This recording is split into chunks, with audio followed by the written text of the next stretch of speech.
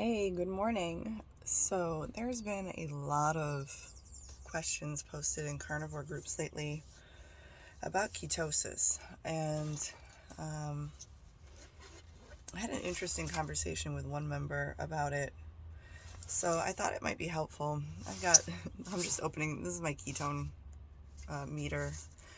I wanted to document some of the information that I share regularly about ketosis and why most carnivores, especially long-term carnivores, are not actively in ketosis, and it's because of overconsuming protein.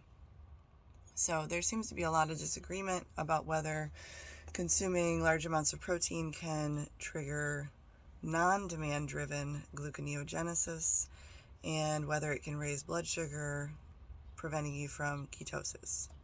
And specifically, I'm talking about blood ketone meter readings that are at 1 mmol over dl or higher. So you might have low-grade ketones on your meter, but if you're not at 1.0 or higher, generally it's considered, at least in keto groups, that you're not in nutritional ketosis. So I'm going to just track. I'm going to demonstrate this live with myself. I'm just going to track entering and leaving ketosis based on the protein macros that I eat. So I generally don't chase ketosis. I have a blood ketone meter because I used to do keto before I was carnivore. And I kind of spot check from time to time, but generally assume that I'm not in ketosis because I overconsume protein as my just standard diet most days. For me, overconsuming protein at my body weight is generally anything over 112 grams in a day. Yesterday, I ate about 185 grams of protein, so my blood ketone meter should definitely reflect that. And while I might have a low ketone reading, it will not be over 1. So I'm going to do that here on video and just show you live. And I'm just going to do a log for a couple of weeks and do daily check-ins with y'all to show how this works and intentionally cap my protein to push myself into ketosis. And then once I'm there and it's confirmed, I'm going to overconsume protein and show how that kicks me out of ketosis. So my carb intake yesterday was about 9 grams because I had some dairy, but generally it would be lower than that. So on my little meter, we're just waiting for the results.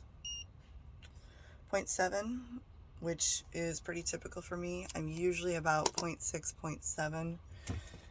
So while I have measurable ketones, I am not in nutritional ketosis.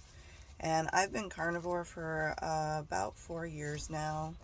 Before that, I was keto, non-carnivore keto, for about 6 years. So a lot of personal experience with keto and how protein interacts with your ketogenic state and all of that. So I'm just going to post updates every day, and you guys can follow along with this. I know that the literature, and there's a lot of contention around this because of it, the literature says that gluconeogenesis is only demand driven. I have posted, and you'll see this as well if you discuss this with anybody who's done keto, who is a diabetic, that overconsuming protein can keep them from entering ketosis. So even if the literature says that, the real world experience doesn't reflect it. So again, I'm just going to update this every day, and I hope it's something interesting or helpful to you. And yeah.